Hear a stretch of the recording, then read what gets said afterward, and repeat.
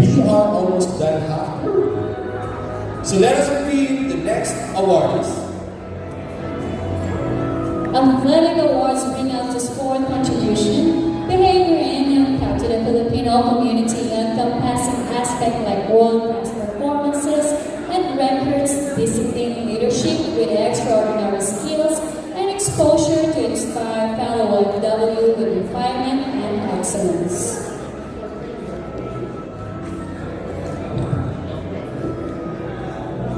The first award for the second set under the athletics division will be the Lawn Tennis Player of the Year.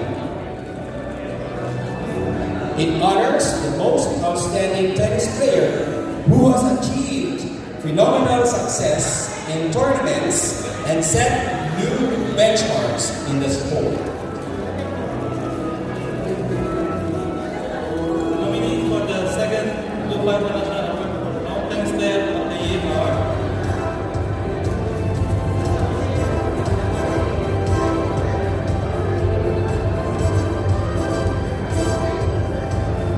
Jojo Valencia,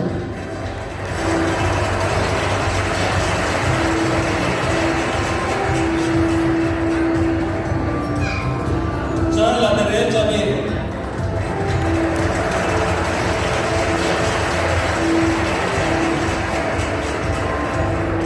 Jason Saavedra,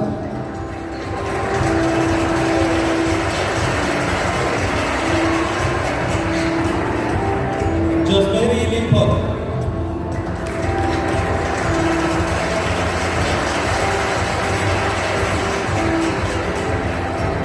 the second International Award for Lawn Tennis Player of the Year goes to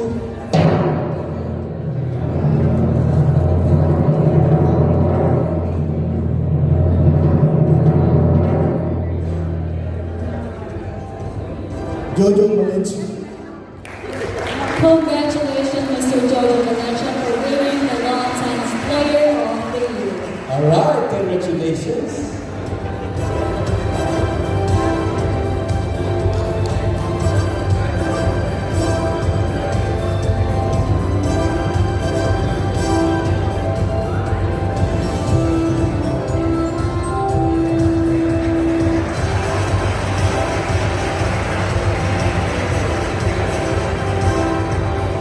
Hello, good evening. Maraming salamat po sa lupa, sa buko ng lupa. It's my second time to receive, I think, the last time. Thank you so much. Thank you so much for this.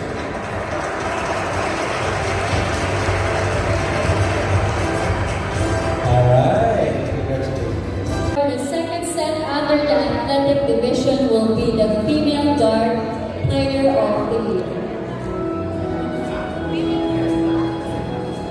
It celebrates the leading female dart who has shown exceptional skill and sportsmanship and competition throughout the years.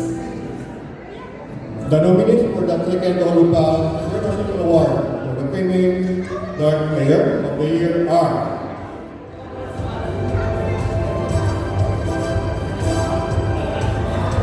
Lahat of Peace,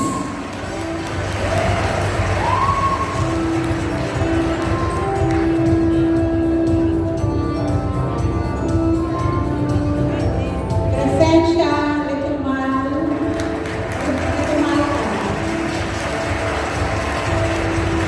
Jason Walker,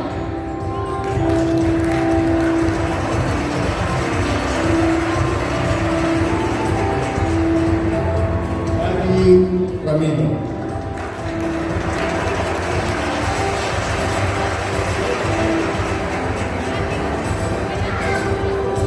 Manu Gonzalez,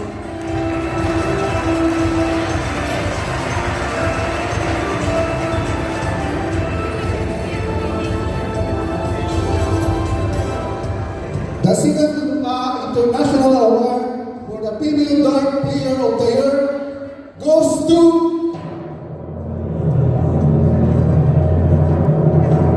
Manu Gonzalez. congratulations, Ms. Manu Gonzalez, for winning the female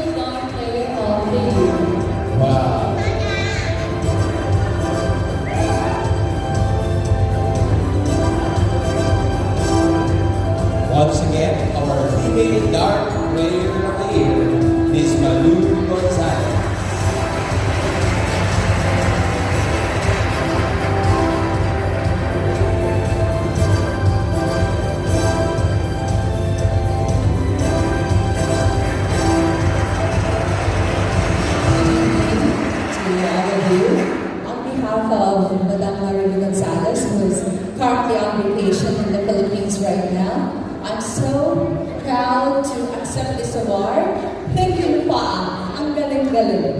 Spectacular talaga. Thank you po. Maraming salamat. I recognize my co-FD daughters over there. And we continue to invite and indulge OFW like super darts every Friday sa Nestro, 2 p.m. po.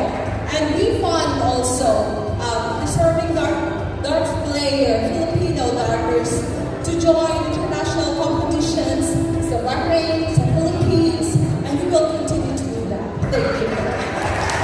Once again, the third award for the second set under the Athletics Commission will be here. It honors an excellent female volleyball player whose sporting prowess and performance have contributed immensely to the sport. The nominees for the second Lupa International Awards for Female Volleyball Player of the Year are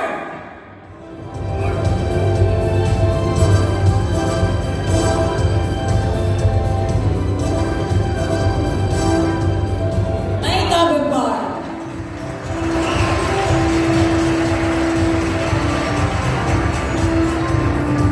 Shelo Mares,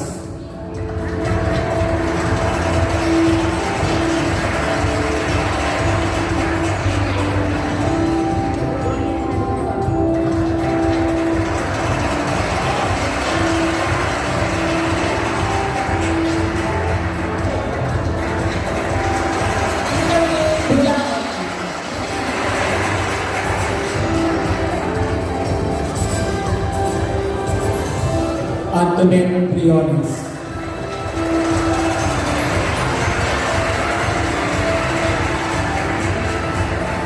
International Award for Female Volleyball Player of the Year goes to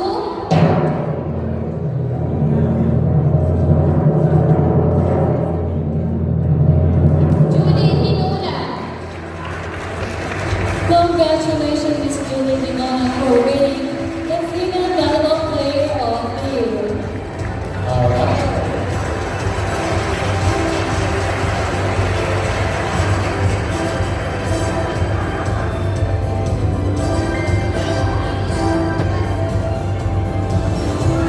Once again, our female volleyball player of the year is Judy Lula.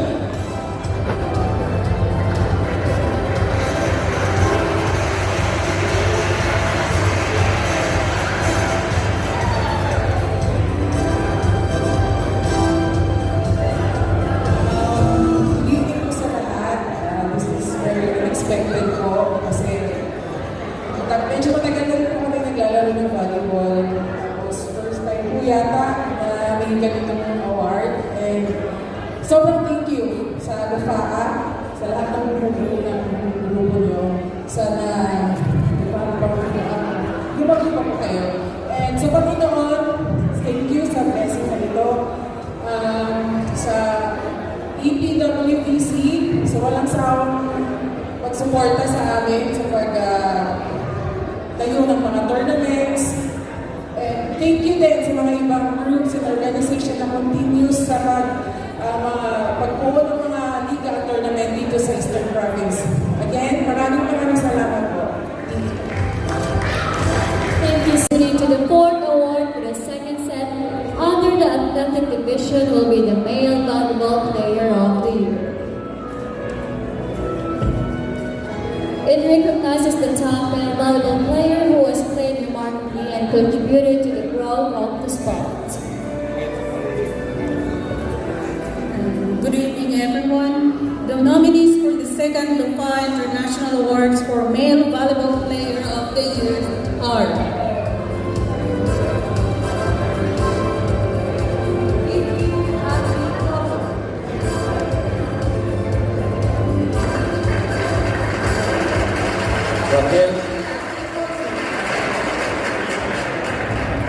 Raquel Gutierrez.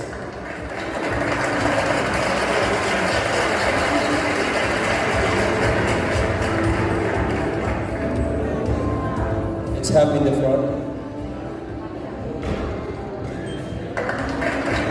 Vincent Raquel.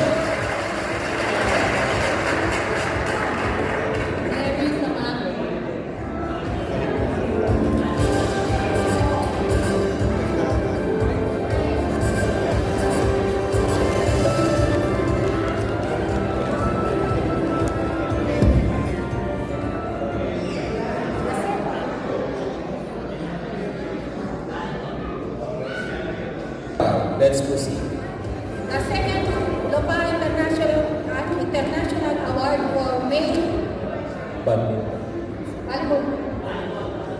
Volleyball Player of the Year, Rafael Gutierrez. Alright.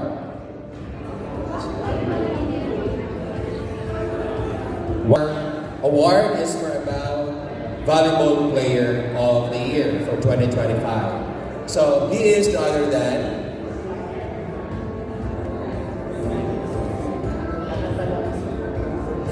for some technicalities that we're experiencing, we are going to do some fixing of it. So we apologize for some inconvenience, and we thank you for your understanding. And for the time being, I would like to say thank you to all the sponsors, and we would like also to say thank you to Saga Productions for being our partner for tonight's event.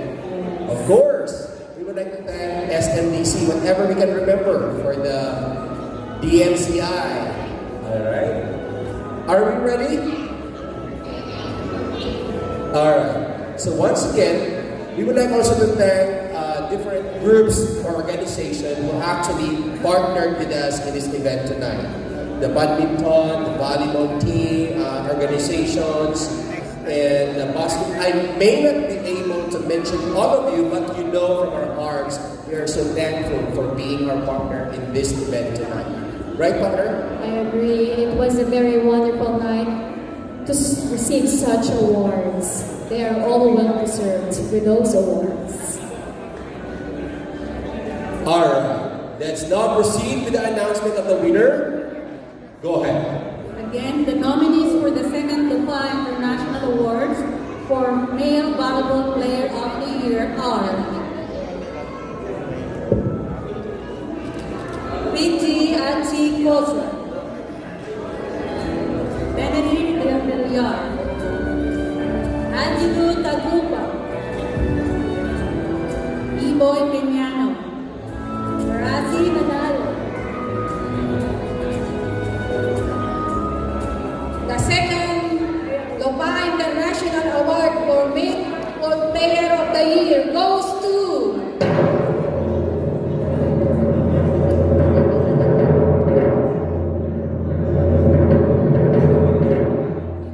Razi Manalong. Alright. Is he around? We would like to call in And the representative in behalf of Mr. Razi. Mr. Benedict. Yes. Thank you. Thank you, sir.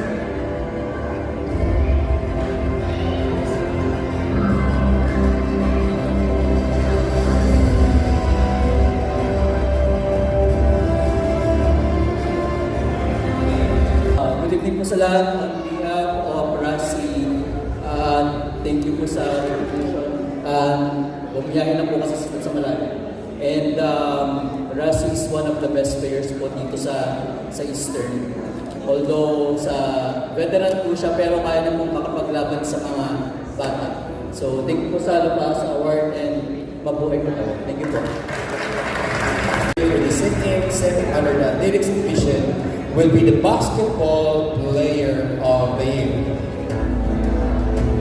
The nominees for the second Lufaa International Award for Basketball Player of the Year are Ryan Taas,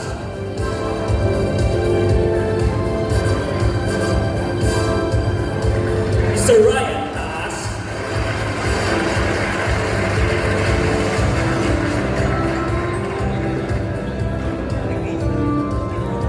June Ray Navarro,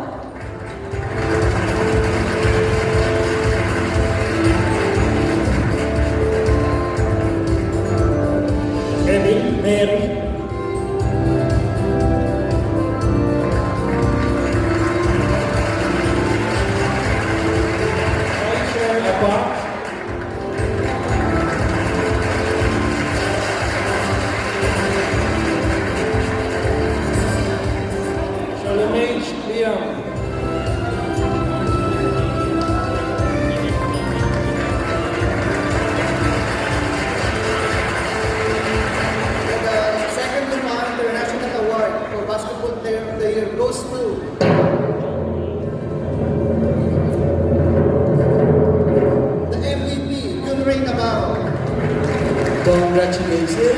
Mr. John Ray Navarro. Is he around? Call on Coach Ariel Lulu to award this to receive this award. Coach Ariel. We would like to request Mr. Ariel to receive the award of Mr. John Ray Navarro for the basketball player under Mr. Ariel Julio.